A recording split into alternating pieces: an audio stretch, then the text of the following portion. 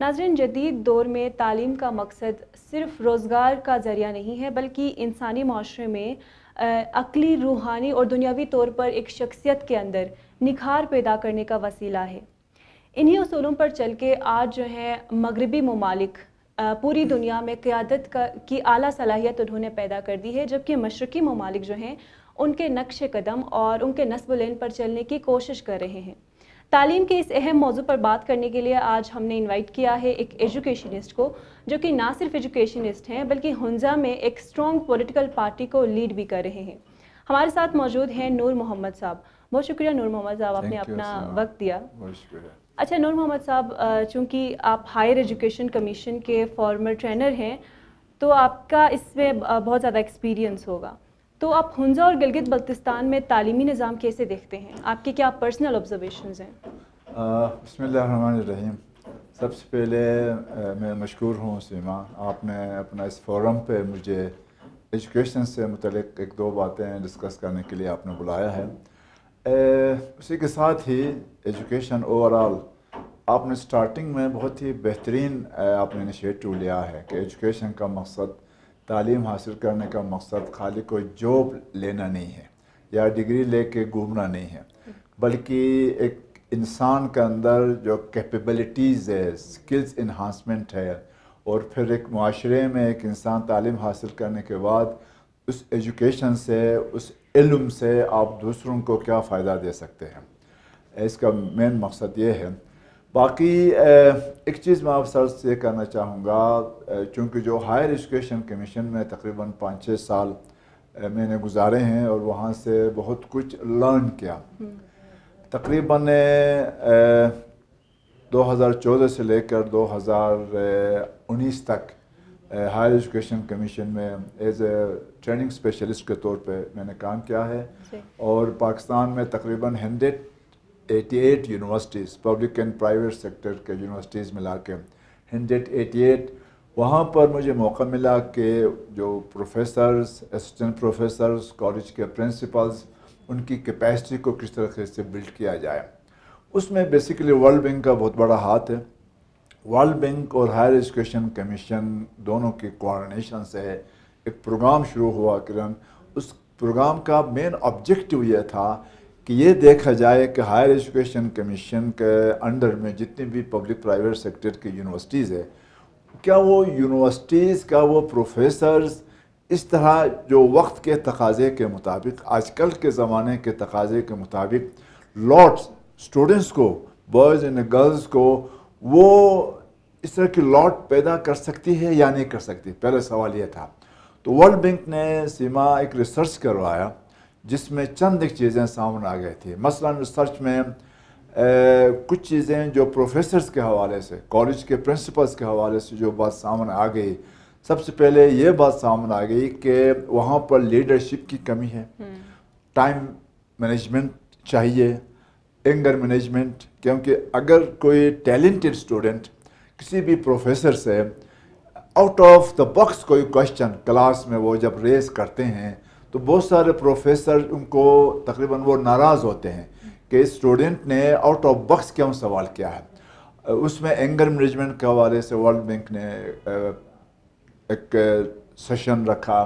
اس کے علاوہ conflict resolution سے مثال طور پر اسٹوڈنٹس بالغ ہیں، آپس میں بہت ساری چیزیں ہو سکتی ہیں کلاس کے اندر، اگر کوئی کانفلکٹ ابھرتا ہے تو پھر وہ ریزالو کرنے کے لیے جو ٹیچر ہے یا جو اسسٹنٹ پروفیسر ہے یا پروفیسر ہے، وہ پراپر طریقے سے ریزالو کرنے کی صلاحیت نہیں ہوتی ہے، جس کی وجہ سے کلاس کا اندر ایک کانفلکٹ ڈیولپ ہوتا ہے۔ تو اس طرح کے کوئی 8-9 چیزیں سامنے آ گئی: leadership, communication skills, time management, anger management, conflict resolution, یہ ساری چیزیں انہوں نے آئیڈینٹیفائی کیا۔ آئیڈینٹیفائی کرنے کے بعد ایک نیا سسٹم ڈیولپ کیا ٹیسٹ کے نام سے، ٹرشری ایجوکیشن سپورٹ پروگرام، کیونکہ آپ سب ماشاءاللہ ہائیلی ایجوکیٹڈ ہے۔ ٹرشری جو گریجویشن سے اوپر کا لیول کا جو ایجوکیشن ہے، that is what called is tertiary education. ایک نئے انسٹیٹیوشن کو ڈیولپ کیا، اس انسٹیٹیوشن کے لیے سبجیکٹ اسپیشلسٹ کو ہائر کیا۔ تو میں 2014 میں جیسے امریکہ سے واپس آیا تو میری selections as a training specialist direct 20واں گریڈ میں وہاں پر ہوئی. سب سے پہلے سیما ہمیں جو ٹیسٹ کے نمائندے تھے, جو ریپریزنٹیٹیوز تھے, جو یونیورسٹیز پروفیسرز کے ساتھ ہم نے لنک کرنا تھا, اس میں ٹریننگ کے حوالے سے, مانیٹرنگ اینڈ ایویلویشن کے حوالے سے, کمیونیکیشن کے حوالے سے, ہائی لیول کے جو ٹیلنٹڈ لاٹ تھا ان کو سلیکٹ کیا. ورلڈ بینک نے جو ٹرینرز کو ورلڈ وائڈ لیول پہ جن ٹرینرز کو جن کی سبجیکٹ اسپیشلائزیشن تھی سیما, اس میں ان کو آئیڈینٹیفائی کیا. آئیڈینٹیفائی کرنے کے بعد سب سے پہلے ٹریننگ جو ورلڈ بینک کے ماسٹر ٹرینرز نے ٹیسٹ کے نمائندوں کو ٹرین کیا, انکلوڈنگ مائی سیلف, ہمیں ٹرین کیا کہ فردر ہم نے کس طریقے سے پروفیسرز کو ٹرین کرنا ہے. تو وہ ایک بڑا اچھا موقع ملا سیما.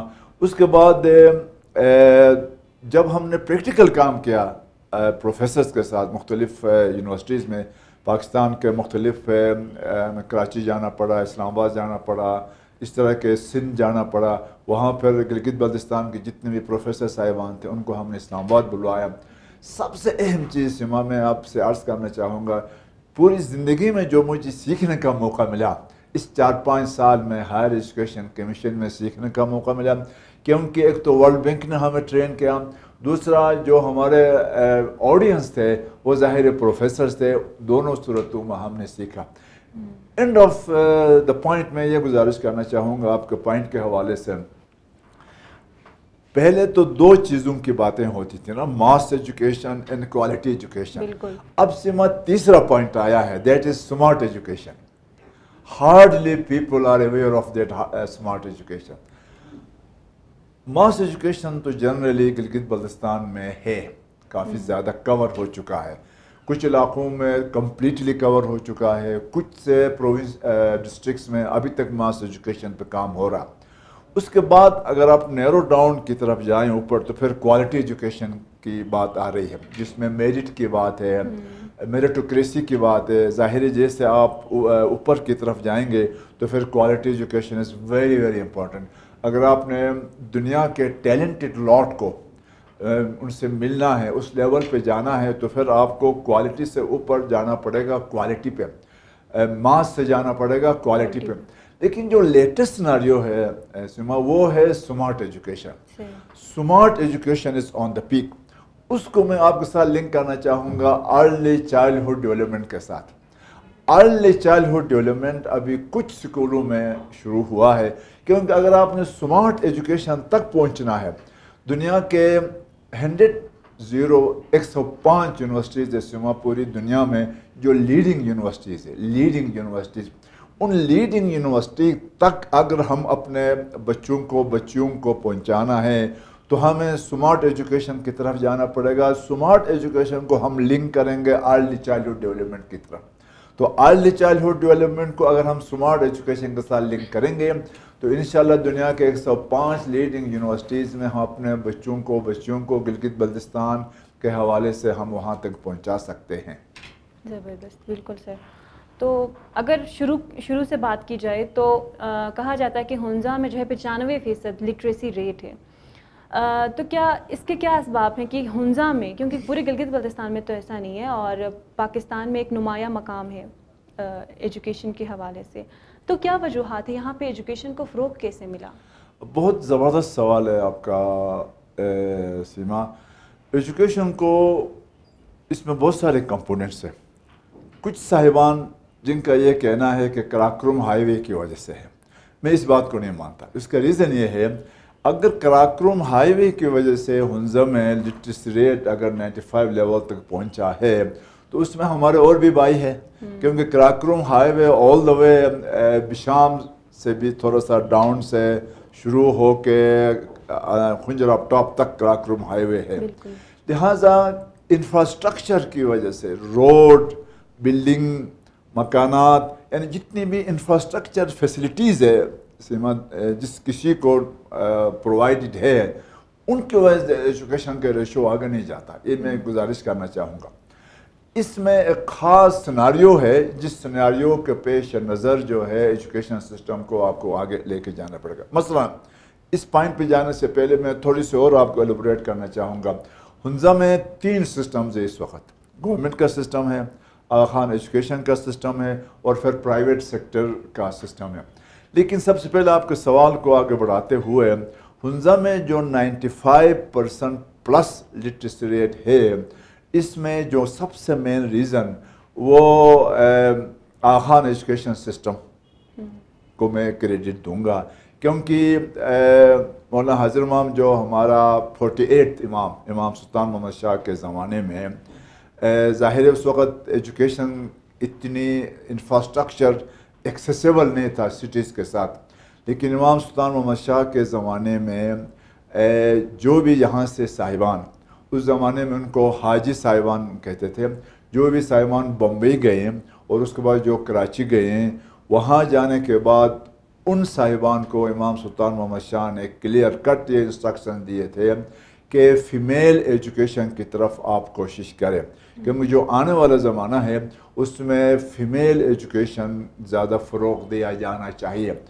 فیمیل ایجوکیشن کے بارے میں یہ فلسفی ہے, اگر آپ نے ایک فیمیل کو ایجوکیشن دلایا تو پورا قوم اس میں ایجوکیٹڈ ہو سکتا ہے.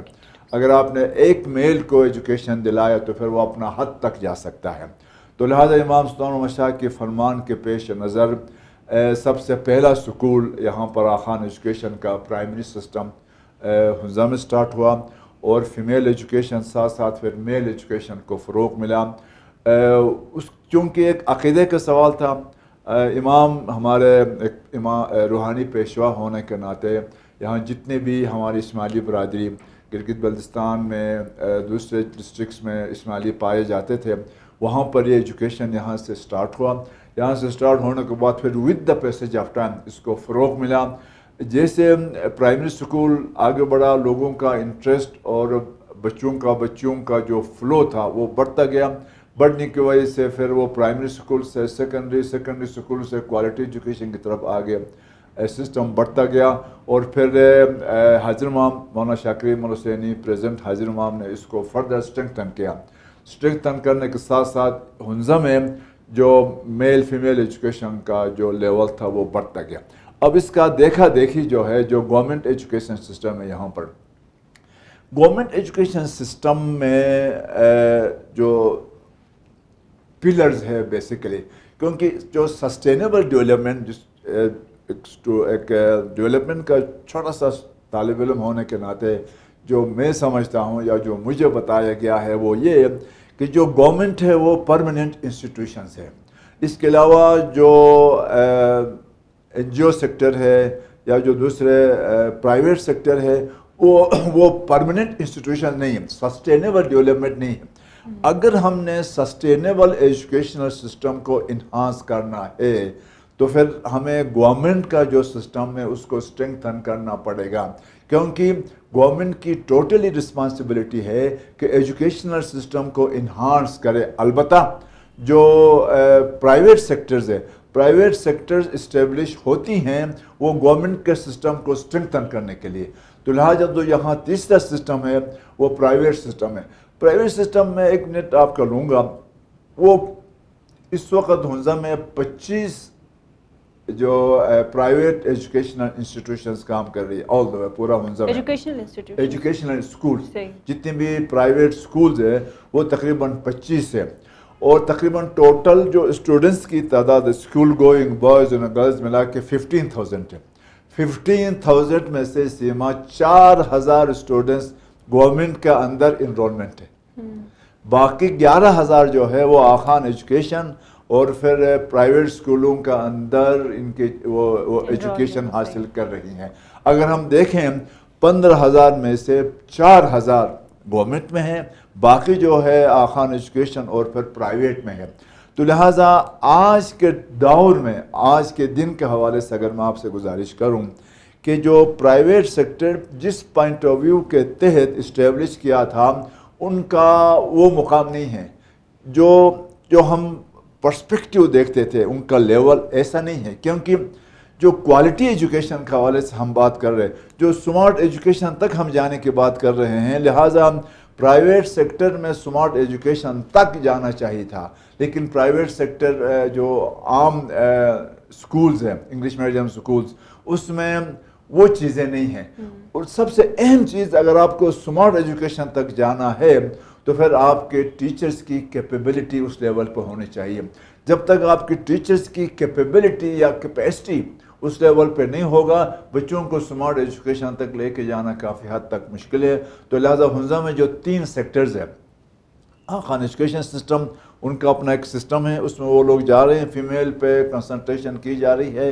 اس طرح سے گورنمنٹ میں چاہیے، جو میں پرسنلی جو ہمارے ویورز ہیں یا جو گورنمنٹ کے صاحبان میری اس بات کو سنتے ہیں تو میں ان سے یہ گزارش کروں گا کہ سسٹینیبل ایجوکیشنل سسٹم کو انہانس کرنے کے لیے جو گورنمنٹ کا ایجوکیشنل سسٹم ہے اس میں ماڈرنائزیشن سسٹم کو لانا پڑے گا، فلو لانا پڑے گا. سب سے پہلی بات کیا ہے، ٹیچرز کی کیپیسٹی بلڈنگ بہت اہم، بہت ضروری ہے. اگر ٹیچرز کی کیپیسٹی بلڈنگ سبجیکٹ اسپیشلائزیشن کے حوالے سے اور جنرل اوورال جو میں نے 5-6 چیزیں عرض کی تھیں ہائر ایجوکیشن کے حوالے سے، ٹیچرز کے اندر لیڈرشپ کی کوالٹی ہو، کمیونیکیشن سکلز ان کا فلو ہو، اینگر مینجمنٹ پہ کنٹرول ہو، ٹائم مینجمنٹ پہ کنٹرول ہو، کنفلکٹ ریزولوشن پہ کنٹرول ہو، اور کلاس مینجمنٹ کو پراپر طریقے سے انہانس کرنے کی بات ہو، تو پھر جو گورنمنٹ کا سسٹم ہے اس میں سسٹینیبلٹی آ سکتی ہے.